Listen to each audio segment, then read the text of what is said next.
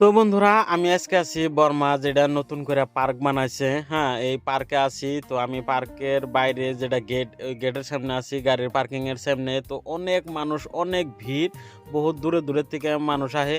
আর আমি একটু যেটা গেট, এই গেটের মানে বাইরে থেকে আমি ভিডিও করছি, কিন্তু আমি যাইবার চাচ্ছিলাম ভিতরে, কিন্তু যাইবার দেয় না সিকিউরিটি।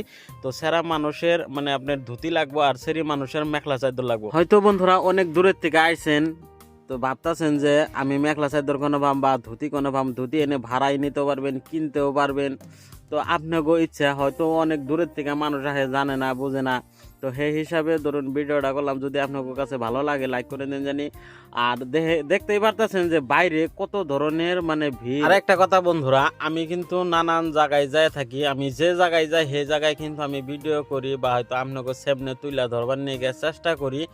তো আমার এই চ্যানেলটা আপনারা ফলো দিয়ে রাখলে নিত্য নতুন ভিডিও দেখতে পারবেন। যদি ভালো লাগে তাহলে অন্যকে দেখার সুযোগ করে দিন, আর চ্যানেলটা ফলো করে দিন, নতুন নতুন ভিডিও দেখাবেন, খুব ভালো ভালো ভিডিও।